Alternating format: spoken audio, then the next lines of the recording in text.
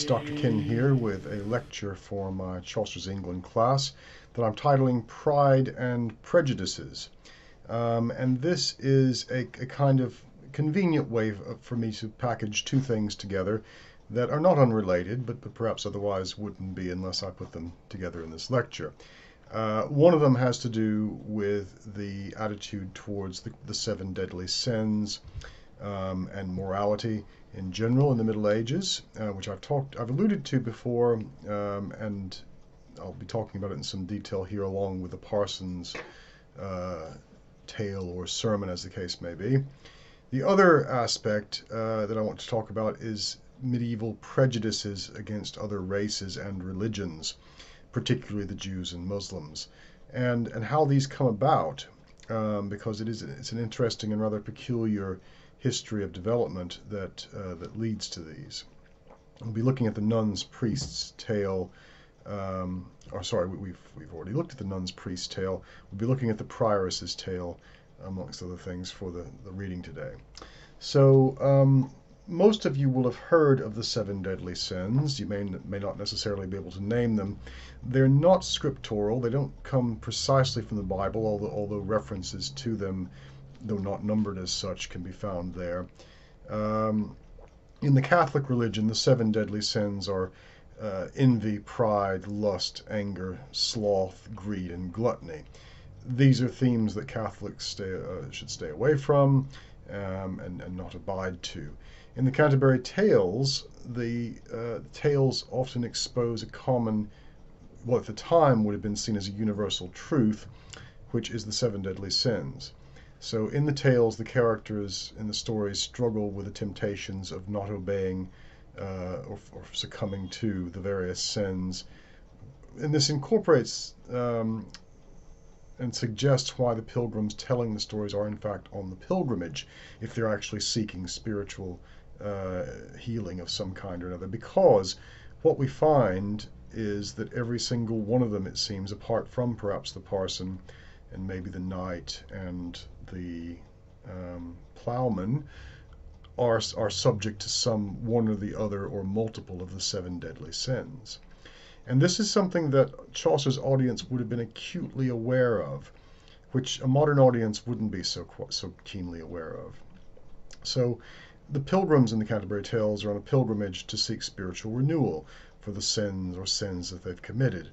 Remember the lines from the prologue: people long to go on pilgrimages, down to Canterbury they wend, to seek the holy blissful martyr quick, to give his help to them when they were sick. And that's spiritual sickness, although physical sickness too they might have gone there for.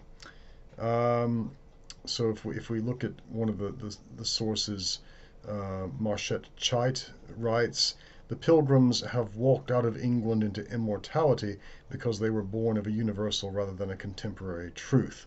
And what she means by that is that they are illustrating, at the time again, a concept of a universal truth, and that's how avoiding the seven deadly sins can lead to spiritual purification. And of course, you must recall that the full name for the Catholic Church is the Holy Roman Catholic and Apostolic Church, and the word Catholic means something like universal. So at the time, it was universal in Europe, with the sole exception, perhaps, of the Lollards.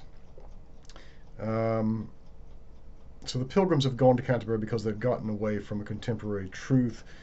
That is to say, they've strayed into the area of sin, namely the seven deadly sins, and they're there to seek some kind of purification, forgiveness for those sins. So amongst people in the Middle Ages, no theme, religious or secular, was more widely popular than this of the seven deadly sins.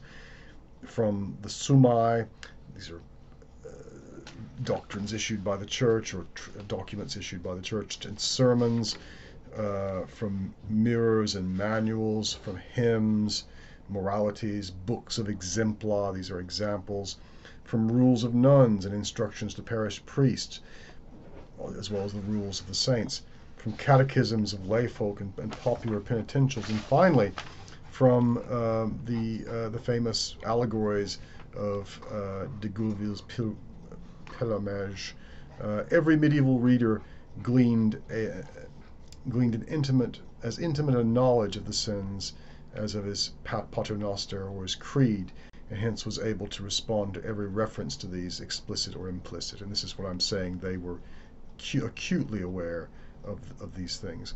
Moreover, this theme, which had absorbed the attention of Dante through many of the cantos of his Purgatorio, is familiar to Chaucer, as we'll see, and in our poet's own day, would one vivid portrayal from Langland's Piers Plowman, and had claimed 18,000 lines of analysis in the Mirror of the World of the moralist John Gower.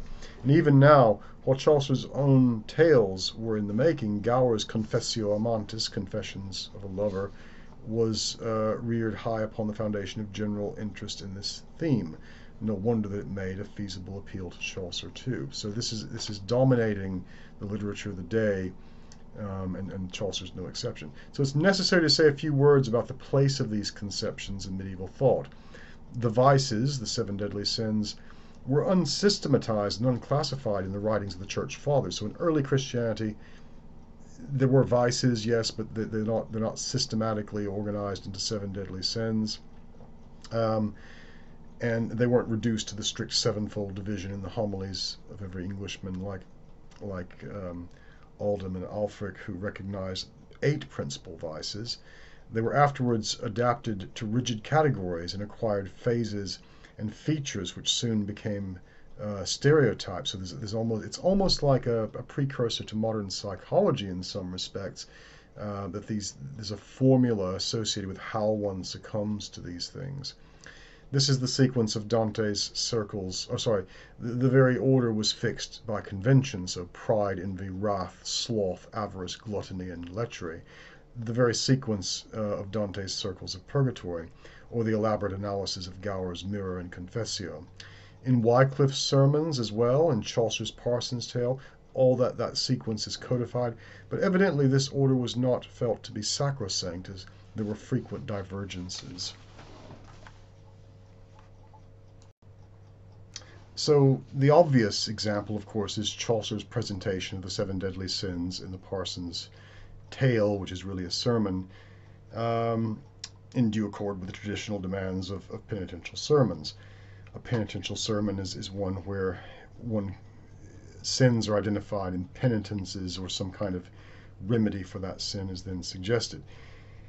Even the superficial reader can't fail to remark his casual references to each of all the vices in the course of the Canterbury stories themselves.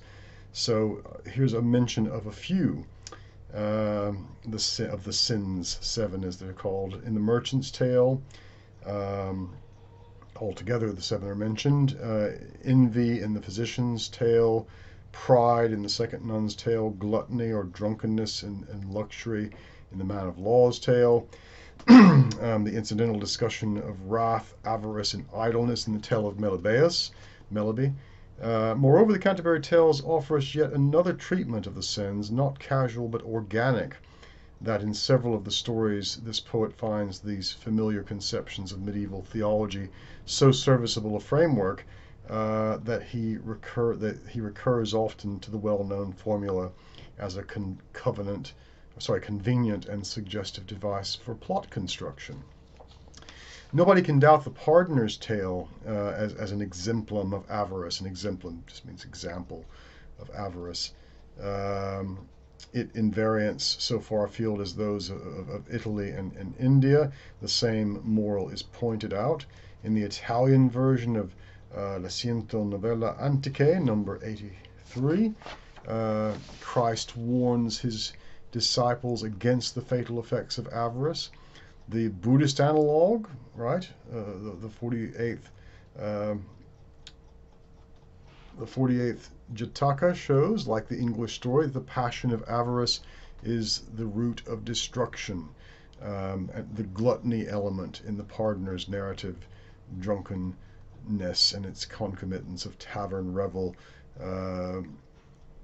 dicing and great oaths, though secondary, is no less obvious, as the rascal himself immediately supplies the application of great length. The value of this gluttony background as an a piece of exemplar material is attested by the striking parallels from the exemplar books, cited by a number of sources, illustrating the inevitable accessories of sin, like gaming and swearing, which is the source of the nun's priest tale. The pardoner himself notes in the prologue that he's going to give examples of many examples of vice. But did Chaucer, like John Gower and the exemplum writers, intend that these narratives should illustrate the vices, or did he ignore utterly the very obvious applications? It could even be subconscious that he's so much a part of this culture and its universal beliefs of morality that they, working them into the tales was just natural.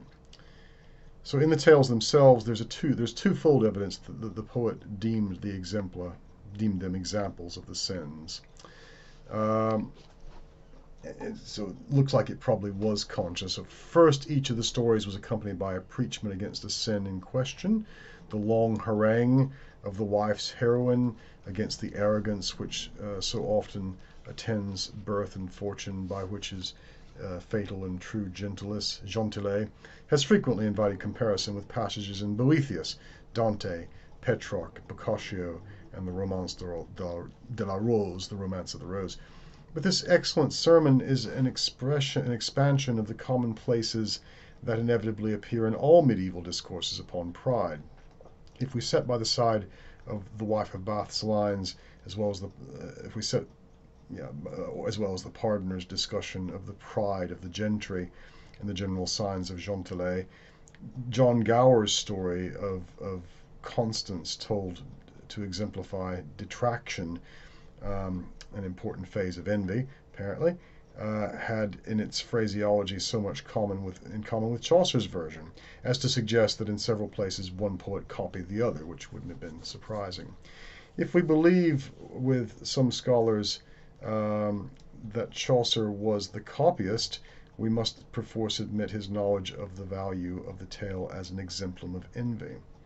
John Wycliffe's eloquent chapters often upon the folly of pride of birth and pride of riches and prosperity, and John Gower's commentary upon true nobility and upon the relation of rich and poor, we can no longer have the least doubt of Chaucer's purpose if we take those things into account.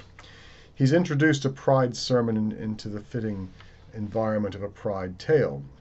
Moreover, it's noteworthy that John Gower classed the contempt of the rich lord and the lady for the poor and humble under the inobedience phase of pride, just as Chaucer does here. The medieval reader, unlike the modern critic, found nothing irrelevant or unreasonable in the dame's homily against pride. So, like I say, there's a kind of psychological dimension to these things. It is in many respects early psychological theory, that before committing one of these sins, there is a process that one goes through, that the sinner experiences a number of other things. It is quasi-scientific. So in John Gower's Mirror de la Ulme, it's a chief phase of pride to scorn the poor, or as Langland says, to be princes in pride and poverty to despise. Pride in richness reigneth rather than in poverty, etc. The contrast between the dame's praise of poverty here and the protesting against poverty in the envy prologue is paralleled by the juxtaposition of willing and impatient poverty in de Juleville's Pelomage, another source at the time that Chaucer would have been aware of. Wycliffe, like Chaucer, emphasizes in his pride chapter the dangers of wealth from which the poor man is free, and points to the poverty of Christ and his apostles. So it's not simply a matter of the church's definition of these sins. It's a relevant argument at the time, and one that the followers of Wycliffe will use to justify that the poor or the church shouldn't be so rich. And this isn't a new thing. It goes back to earlier centuries with the development of the Benedictine religious order, and the Franciscans, I should say, in particular, who advocated a life of poverty, and also fell afoul of the church as a result of that. So the medieval mind was wont to revolve around the time-honored formula of the vices, and Chaucer completed the circle in some 7 or 8 of his stories. In 4 of these, he used themes that had served the same purpose in Gower's most recent work. In 3 others, he availed himself of examples that had pointed to similar morals elsewhere. He tagged his sins with prologues that all readers of his time would get, and bound these in their narratives with pungent satire. He added, too, fitting applications derived in part from a sermon on the 7 deadly sins, and set the same sermon at the culmination of the Canterbury Tales. And despite all the author's care, we sort of, we moderns are blind and in some sense groping hopelessly about the Canterbury Tales without realizing what these things are about. So it's not that they're just about the 7 deadly sins. They are about all sorts of other things too. But it's like a code, and if you know the code, then you can get something more out of these things. So I would like us, in reading the Canterbury Tales, to think about this and think about how pride, especially, and avarice in particular, but not just those things, how the 7 deadly sins generally figure into them. So which sin is being identified with each tale. Having said those things, it's useful now to go over the 7 deadly sins, effectively echoing what the parson has said, and think about them, and try to think about them as the medieval folk did. So pride is the first one I'll take up. We have a quote from the Bible in Proverbs: "A man's pride will bring him low, but he who is lowly in spirit will obtain honor." So pride is considered the root of all vice and sin, and the strongest influence propelling us to sin. Pope Gregory the Great characterized it as the sovereign of vices. Pride, the sovereign of vices, when it has captured and vanquished the heart, forthwith delivers it into the hands of its lieutenants, the 7 capital vices, and they may despoil him and produce vices of all kinds. So pride is considered rejection, rebellion, rejection of God's authority and plan, and the refusal to submit to God and accept the truth. In this sense, pride is the root of all sin. As a particular vice, pride is an inordinate desire to love one's own excellence. Through pride, a person either thinks of himself or herself better than they are, or they think they can do things beyond their capability. Pride springs from an exaggerated self-centeredness or narcissism. In pride, a person makes the self absolute, and central, isolating the self from God and others, or using others for the achievement of selfish purposes. Pride leads a person to sin in the pursuit of their own good. Excessive pride may move a person to steal in order to keep up their appearances, or to lie, or to cheat to better their own reputation or wealth. Pride can lead to all sorts of other vices, and you could see how this would be seen to be the case. Notably, presumption, ambition, vaingloriousness, boasting, hypocrisy, strife, and disobedience. The proud person rebels against God and resists God's efforts to lead them back to virtue. Now, for each of these sins, there is a cure, a treatment of some kind. And the cure for pride is humility, which is a person's recognition of his dependence. And I'm giving you the Catholic definition. I'm not advising you necessarily you have to believe this by any means, but I'm giving you the definition that the Catholic Church has, and that Chaucer would have, and his audience would have gotten. So humility was a person's recognition of their dependence on God, and of his absolute need to submit themselves to God as the only remedy for pride. Humility is true self-knowledge, regarding oneself as God sees them. it's a truth in self-understanding and truth in action. The humble person does not trust in his own strength, but in the power and the love of the Almighty. True humility is a servant-like quality which enables one to place his life in the service of God and others.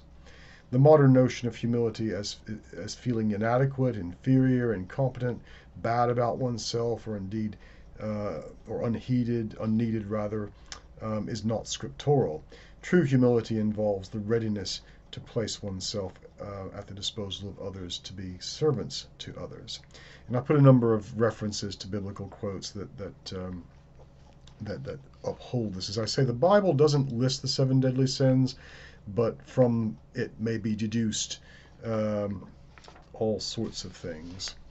So that's pride, which is one of the big ones. They're all big, but that's one of the big ones. Avarice is the next one. There's a reference to, there's a quote from the Gospel of St. Luke.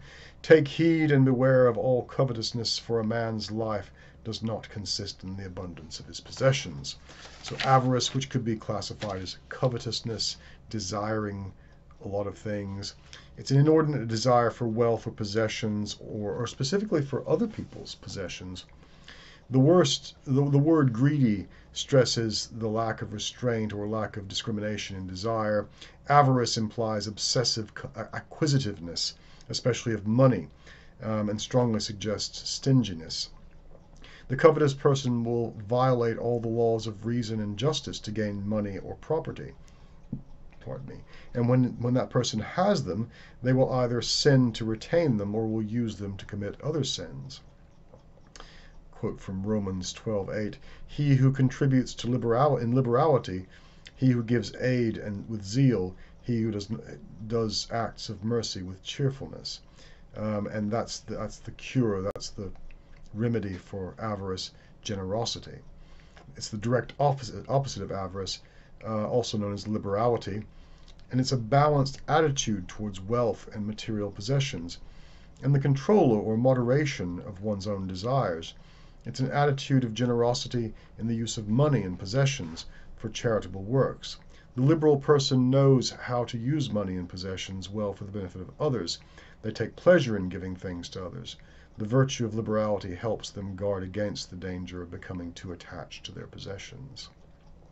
Again, a number of biblical references to this. This derives in no small part from Platonic philosophy, which influenced early Christianity a considerable deal. Plato also advocated moderation and defined the tyrant as one whose psyche is ruled by the appetites, so they're constantly trying to get more than everyone else. Moderation is the key. That's avarice. The next one is lust. Here's a quote from Gospel of first book of John. For all that is in the world, the lust of the flesh and the lust of the eyes and the pride of life is not of the Father, but is of the world. So lust is defined as the disordered or unrestrained seeking of sexual pleasure. The lustful person pursues excessively the good of sex, which is intended for the good of the human race. A lustful person will do whatever is necessary to gain disordered pleasure.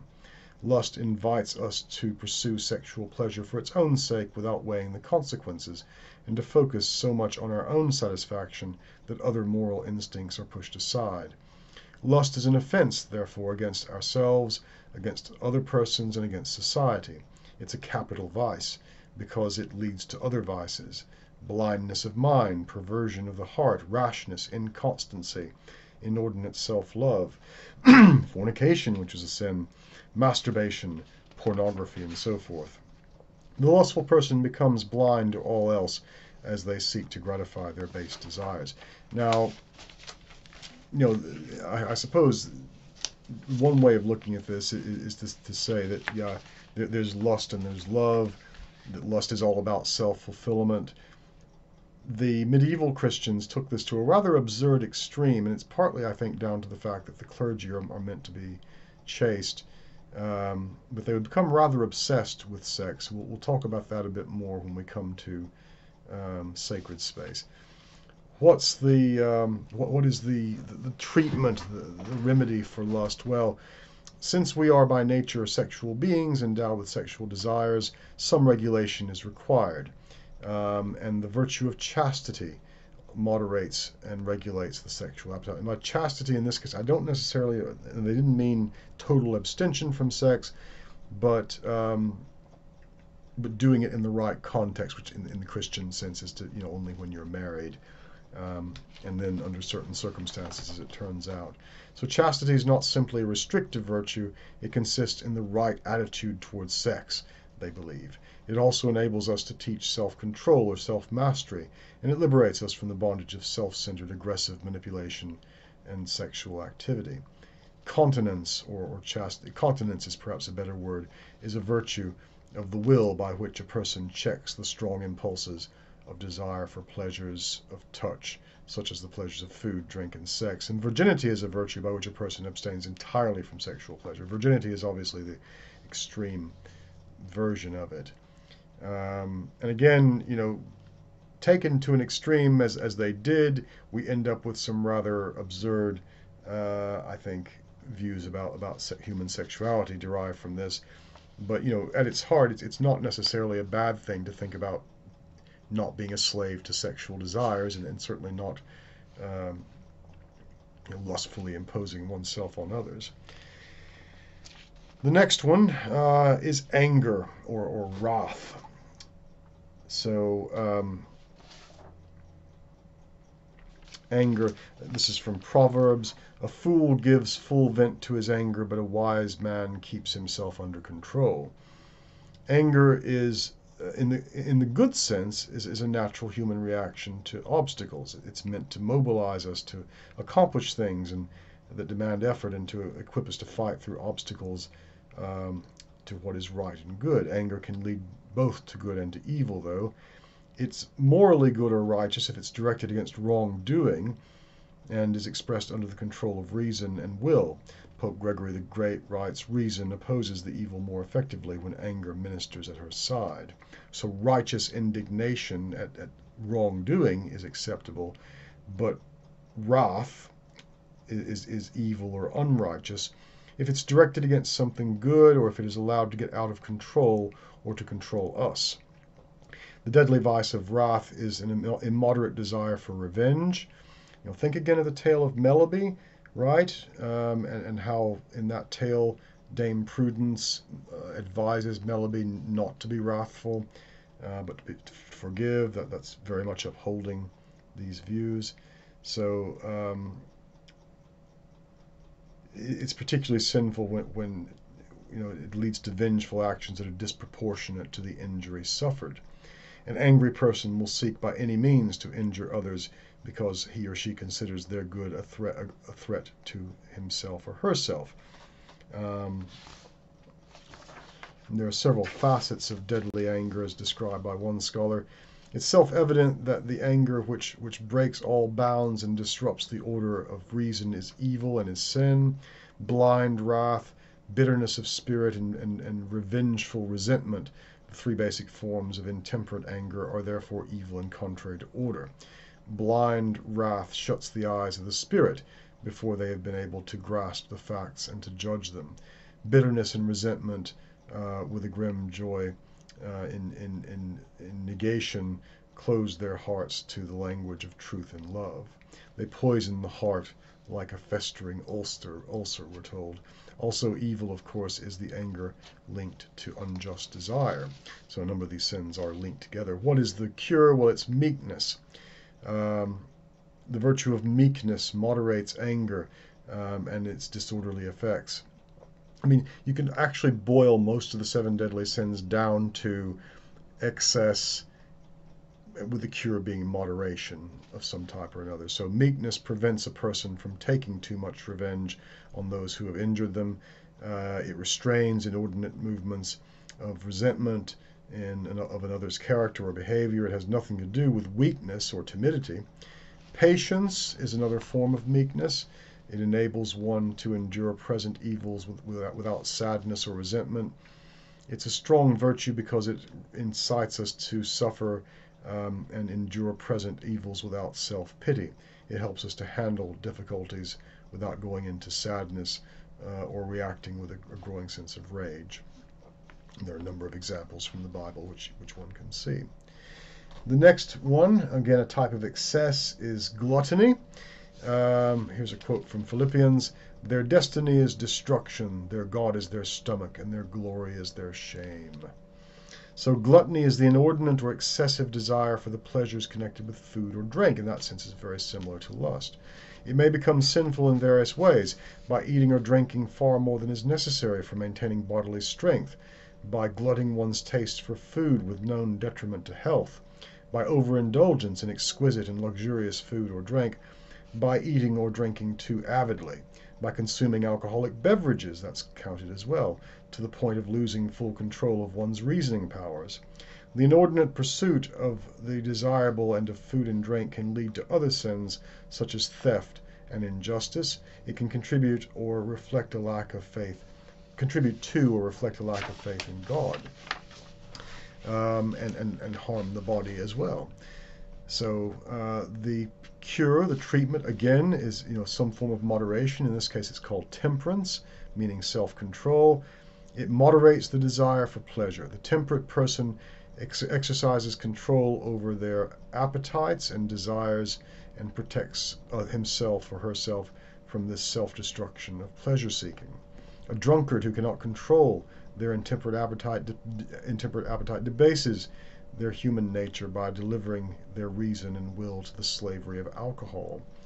The temperate person, again, it comes down to being enslaved by one's appetites, being controlled by the appetites, and losing all sense of moderation. The temperate person doesn't allow alcohol to enslave their reason and frustrate their will. The virtue of sobriety regulates a person's desire for and the use of intoxicating drink. Temperance in eating means to eat just enough to maintain good health.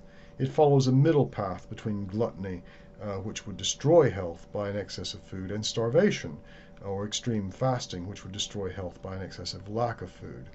The middle path, the golden mean, is desirable, and there are lots of examples of this from Scripture. Next, we have envy.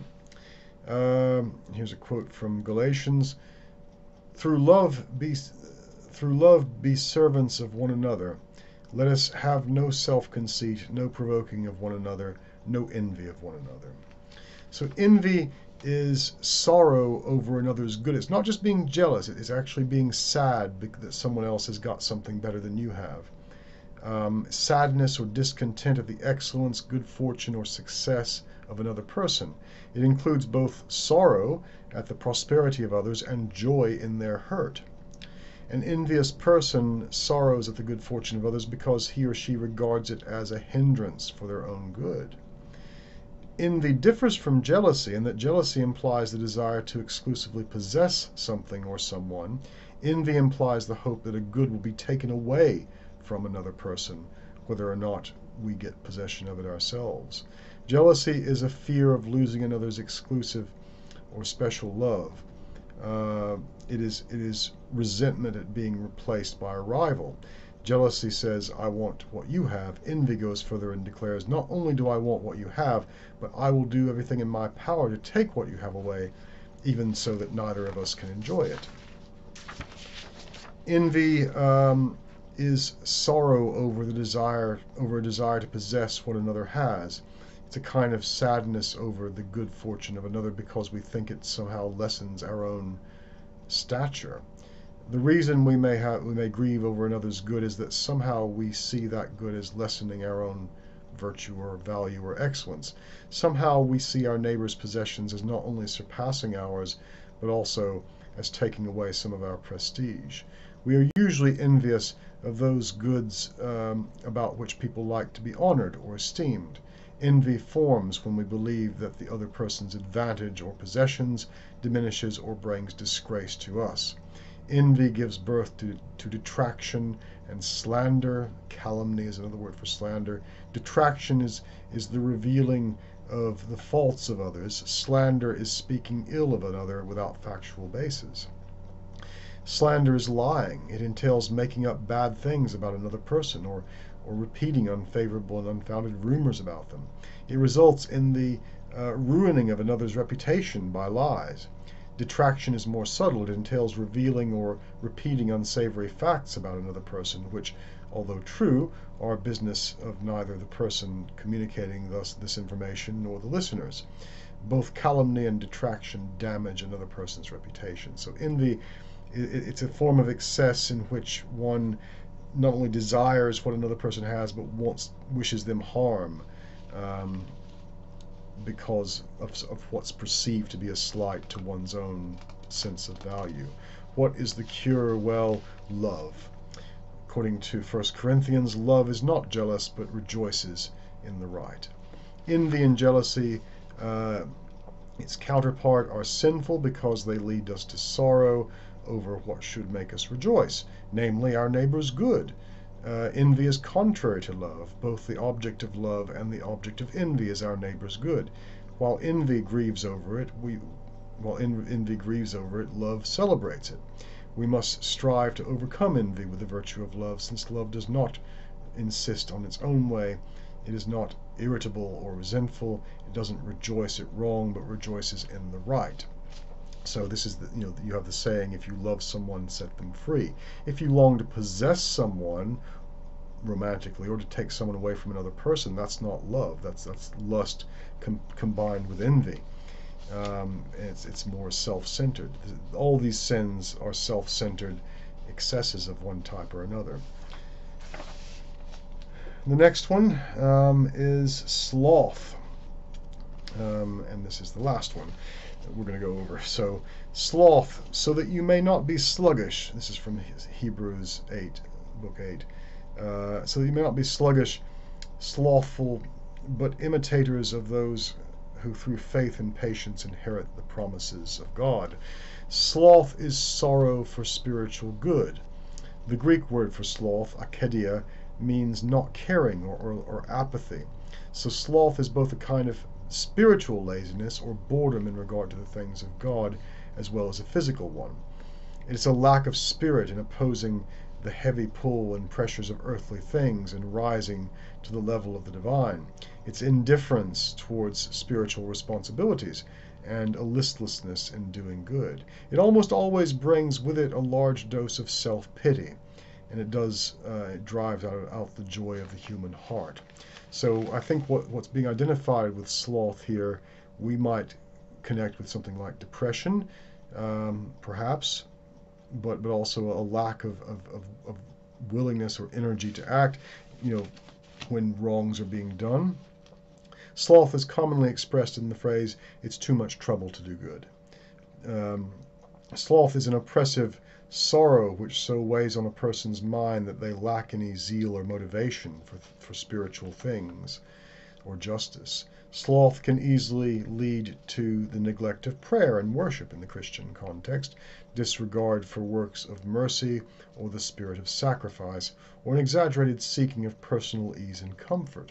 So, again, opening the door to a number of these other sins of excess. A spiritually slothful person may be quite active and not lazy in unspiritual matters.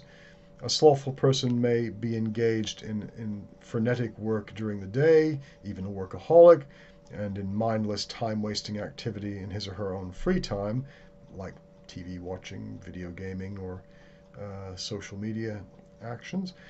The slothful person will neglect his or her own spiritual welfare because they are afraid of the effort necessary in pursuing the will of God and thus obtaining their own true happiness.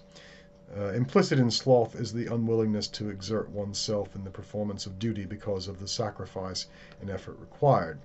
It is preeminently a sin of omission and neglect. We neglect what we ought to do. Well, what is the cure for sloth? It's courage. 2 Corinthians says, we are always of good courage. The virtue of fortitude or courage then enables us to overcome difficulty in the pursuit of good. Fortitude gives a person the strength to endure pain and even death when they can't be avoided.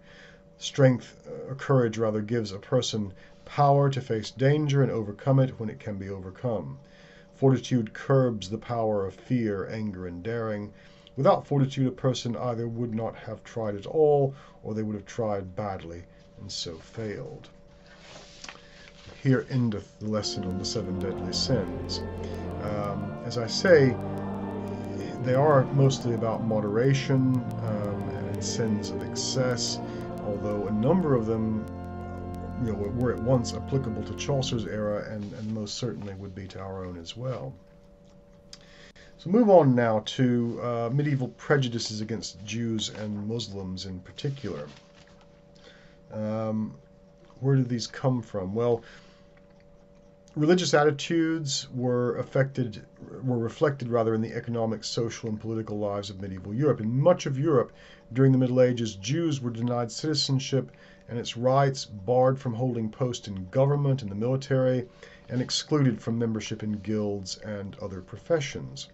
To be sure, some European rulers and societies, particularly during the early Middle Ages, afforded the Jews a degree of tolerance and acceptance, and it would be an error to conceive of Jews facing an unchanging and unceasing manifestation of anti-Jewish oppression throughout the period. However, in 1096, the Knights of the First Crusade unleashed a wave of anti-Semitic violence in France and the Holy Roman Empire, including massacres in Worms, Trier, both now in Germany, and Metz, which is now in France. Unfounded accusations of ritual murder, desecration of the host, and blood libel were lodged against Jews. And the blood libel is Jews' alleged sacrifice of Christian children at Passover to obtain their blood for making the unleavened matzah bread. These all appeared in the 12th century following the First Crusade. The most famous example of these accusations, that of William of Norwich, occurred in England. But these accusations were revived sporadically in Eastern and Central Europe throughout the medieval and the modern periods. In the 1930s, the blood libel became part of Nazi propaganda.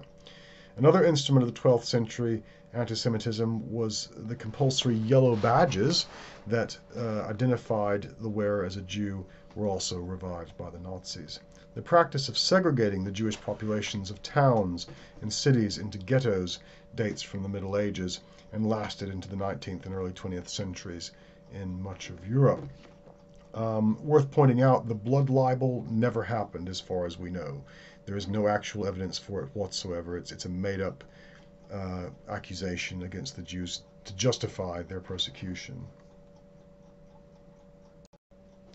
So I'm going to go over now an instance of the alleged blood libel that occurred. William of Norwich, born 2nd of February 1132, died 22nd March 1144, was an English boy whose death was at the time attributed to the Jewish community of Norwich. It's the first known medieval accusation against Jews of ritual murder. The Catholic Encyclopedia states that William is the earliest example of a medieval blood libel saint. William was an apprentice tanner who regularly came into contact with Jews and visited their homes as part of his trade. His death was unsolved. The local community of Norwich attributed the boy's death to the Jews, though the local court would not convict them for lack of evidence. William was shortly thereafter acclaimed as a saint in Norwich with miracles attributed to him. His story is told in The Life and Miracles of William of Norwich, a multi-volume Latin work by Thomas of Monmouth, a monk in the Norwich Benedictine monastery. So Thomas started The Life in 1149-50. He completed volume 7 by 1173. Augustus Jessup was one of the editors of the first printed edition of Thomas's work, described Thomas as belonging to the class of those who are deceivers and being deceived. So the biography of this young alleged blood libel saint was written by someone who is described as a deceiver and or being deceived. As a result of the feelings generated by the Williams ritual murder story and subsequent intervention by the authorities on behalf of the accused, the growing suspicion of collusion between the ruling class and the Jews fueled a general anti-Jewish mood of the population. After the story of the death circulated, a number of other unsolved child murders were then attributed to Jewish conspiracies, most notably that of little St. Hugh of Lincoln. This evolved into the so-called blood libel and blood libel trials. So what was the relationship between the Jewish community and Christian countries with their rulers? Well, as it turns out, it was a special one. Because usury, which is loaning money at interest, was forbidden in Christian countries at the time, just as it is today, in Muslim ones, but it wasn't forbidden to the Jews, you see, because they weren't Christian, they weren't bound by that. And yet usury is a very useful thing, a beneficial thing for those who want to, say, finance a major construction project or, for example, a war. So it was considered beneficial for the monarchs, in particular of certain countries, to maintain a population of Jews who were then allowed to engage in loaning money at interest. By the reign of Richard the Lionheart, attitudes toward the Jews had become increasingly intolerant, though. This, in conjunction with the increase in national opinion in favor of a crusade and the conflation of all non-Christians in the medieval Christian imagination, led to the Jewish deputation attending the coronation of Richard in 1189 being attacked by the crowd. The widespread attack began on the Jewish population, or a more widespread attack began most notably in London and York, leading to massacres of Jews in both of those cities. The attacks were soon followed by others throughout England. When the local nobility of Norwich attempted to quash these activities, the local yeomanry and peasantry revolted against the lords and attacked their supporters, especially Norwich's Jewish community. On the 6th of February 1190, all Norwich Jews who didn't escape to the support of the local castle were slaughtered in their village.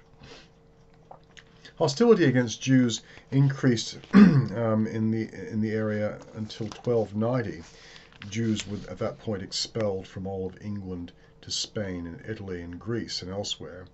Jews were not officially allowed to settle in England again until 1655, when the Lord Protector Oliver Cromwell asked Parliament to allow Jews renouncing papal sovereignty and who were fleeing Catholic persecution in the Low Countries in France to settle under writ of Parliament. So what happened? Well, King Edward I, known as Longshanks, was the one who issued the edict expelling the Jews from England. Lasting for the rest of the Middle Ages, it would again be over 350 years until it was formally overturned until, as I said, in 1656. The edict was not an isolated incident, but the culmination of over 200 years of conflict on the matters of usury in particular. The first Jewish communities of significant size came to England with William the Conqueror in 1066, were literally brought here by William the Conqueror to be able to loan money at interest. On the conquest of England, William instituted a feudal system in the country whereby all estates formerly belonged to the king, as we know, who then appointed his lords over vast estates, subject to the duties and obligations of the feudal system to the king. Under the lords were further subjects such as serfs, as we know, which were bound and obliged to serve them. Merchants had a special status in the system, as did the Jews. Jews were declared to be the direct subjects of the king, unlike the rest of the population. This had advantages for the Jews in that they were not tied to any particular lord, but were subject to the whims of the king, so it could be both positive and negative for them. Every successive king formally reviewed a royal charter, granting Jews the right to remain in England. Jews did not enjoy any of the guarantees of Magna Carta, though, in 1215. Economically, they played a key role in the country, as I've said. The church strictly forbade usury amongst Christians, loaning money at interest. This left a hole in the heart of the European economy that Jews quickly filled. Canon law didn't apply to them, and Judaism permits loans with interest between Jews and non-Jews. As a consequence, some Jews made large amounts of money. However, taking advantage of their unique status as his direct subjects, the king could expropriate Jewish assets in the form of taxation. He levied heavy taxes on all the Jews without having to summon Parliament. So this was a reason why the king kept them around, as a source of finance, but also as a source of taxation without having to consult Parliament. The Jewish community acted as a kind of monetary filter. They collected interest on money loaned to people, which the king could then take at his pleasure. They acquired a reputation as a sort of extortionate moneylenders, which made them extremely unpopular with both the church and the general public. While anti-Semitism was widespread in Europe, medieval England was particularly anti-Semitic. The image of the Jew as a diabolical figure which hated Christ and had started to become widespread, and anti-Semitic myths such as the wandering Jew and ritual murders originating and spread throughout England as well as Scotland and Wales. Jews were said to hunt for children to murder before Passover so they could use their blood to make the matzah bread. The anti-Semitism on a number of occasions sparked riots, as we've seen, where many Jewish people were murdered, most famously in 1190 when over 100 were massacred in the city of York. So what you've got to understand is that the reason why they were in these positions to loan money was because they were forbidden from engaging in other types of activities. So the law strictly limited what sort of work they could do. Thus, they were compelled into areas like finance. The situation only got worse for the Jews in the 13th century. In 1218, England became the first European nation to require Jews to wear a marking badge. You'll see some examples here. Taxation grew increasingly intense.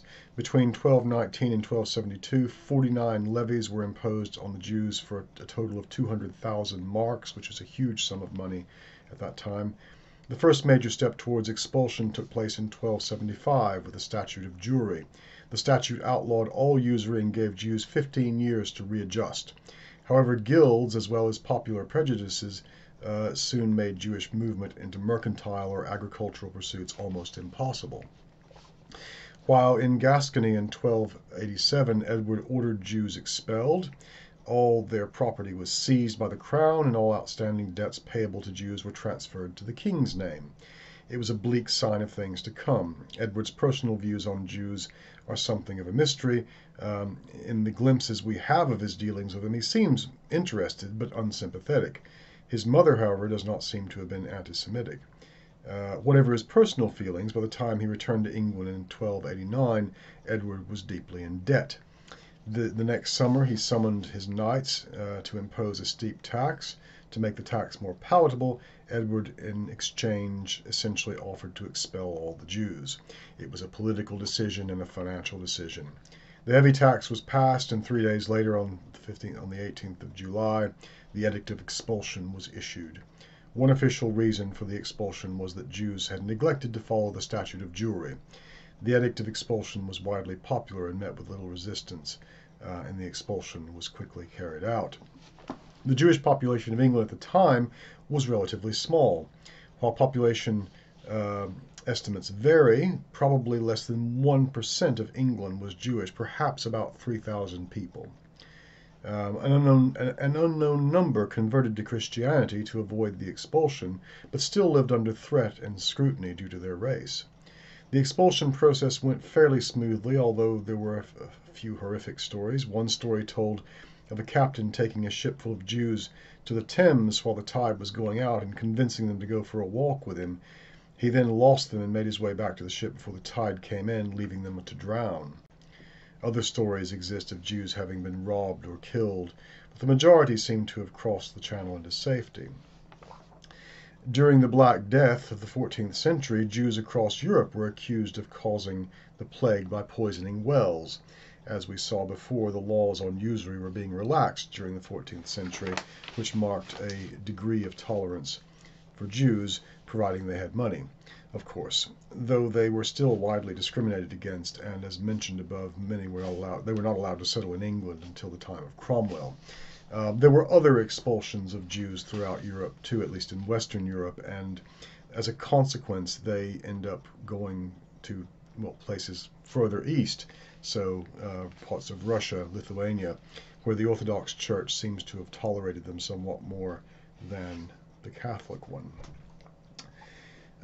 In terms of the Muslims, so attitudes towards the Jews and Muslims are actually very similar in the Middle Ages. Most people, certainly in England, but in Chaucer's day, would never have actually met a Jew, and likely not ever met a Muslim either, unless they had been in wars in the Holy Land or in places of of Muslim occupation. So our knight might have encountered some Muslims. Chaucer might have encountered some Muslims during his various adventures in Spain, because part of Spain, Andalusia today, was under control of different caliphates. So the Islamic world was really a kind of fairyland for most people in England. They could only imagine it from what they had read about it, and maybe from the likes of Herodotus talking about the Persians, who weren't even Muslim at the time. So besides its reputation as a place where the unbelievable happened, the Islamic world was also pegged with more down-to-earth, though not necessarily more accurate, stereotypes. Two of the most persistent of these stereotypes were the character of the despotic Oriental ruler and the idea of the lasciviousness and sexual immorality of Eastern customs. The archetypal Muslim king was embodied in the Turkish Sultan or the Persian Shah of European art and literature, so autocratic, cruel and repressive. As Charles Beckingham pointed out, to the medieval European, Muslim governments seemed arbitrary and unstable, and always to have been so, despotisms in which the whim of the ruler was totally unrestrained. In The Prince, Niccolo Machiavelli would later claim that the Turkish Empire is ruled by one man and all the others are his servants. So the attitudes don't go away even by the Renaissance. These attitudes are formed in no small part thanks to ancient Greek views of the Persians, which may have been the only sort of sources that some Westerners had. Sexual immorality is one thing that they're charged against. The Sultan having his harem. So the despotic ruler, etc. Europe came into more frequent contact with the Muslim East, though, thanks to the Crusades, and this contact led to an inherent distrust of these. These are non-Christians. It wasn't really understood what they believed. The precise position on Islam and the Islamic peoples varied from time to time, place to place, and source to source. Sometimes Islam was seen as an evil challenge to Christian sovereignty. Sometimes it was seen as a close but imperfect relative of Christianity, whose followers needed to be converted. And sometimes it was simply placed as a foil or opposite to, or another to the Christian world. Not entirely good or evil, but in a way necessary. The shifting opinions on Islam could trace their origin to political situations, and in particular the Crusades. So prior to the Crusades, there were places in the world where Christians, Muslims, and Jews lived side by side in peace. It was the Crusades that seemed to have brought about, and then thus the Crusades in the Holy Land, but also the increasing number of land grabs taking place in Spain, which we've seen Chaucer and John of Gaunt and the King of England, Edward III, would be part of at this time. So all this goes to form a kind of negative view of Muslims. Not exactly the same as the Jews, but very similar. And the result is that because most Christians didn't really, especially in England, didn't really understand the difference between Muslims and Jews, they tended to be grouped together.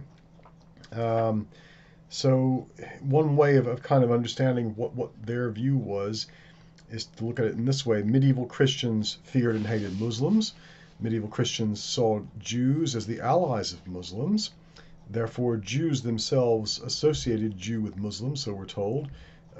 When this became known among the Christians, it much harmed the Jews' position. Most damaging of all, Jews on occasion helped Muslim troops against Christians, as in the initial Arab conquest of Spain. and some Jews held prominent positions in Muslim governments or at war with the Christians. Even when they didn't actually take part in the fighting, Jews were told, or they thought, usually rejoiced when Christian territory fell into Islamic hands. These are based on sort of anecdotal evidence and stereotypes. There's a range of evidence to make the case that medieval Christians saw a deep connection between Jews and Muslims. So there's an influential 12th century Christian text which includes the bizarre statement that a Jew is not a Jew until he converts to Islam. So misunderstanding, lack of knowledge, lack of really appreciating what these other religions were about, led most Christians, it seems, especially in England, to group the Jews and Muslims together. Of course, the hatred against the Jews, I should have added, begins with Constantine the Great, Christian emperor of Rome, who expelled the Jews from Jerusalem but let them come back in one day a year, I think it was at Passover, to observe, to make fun of them, basically, to ridicule them for failing to understand, the message of Jesus Christ. And of course, in the popular imagination, Jews are responsible for killing Jesus, and so that's another reason for this sort of irrational hatred. But the persecution of the Jews often occurred during harsh economic times, or as we saw during the plague in Europe, and the negative attitude toward Islam largely came about as a consequence of fighting wars with them, wars that were usually started, I might add, by the Christians. So one wonders how much attention was paid to these 7 deadly sins and their excesses. At any rate, we'll leave it there for now, and we'll look at the prioress's tale in the seminar. Thank you very much for your attention. Allah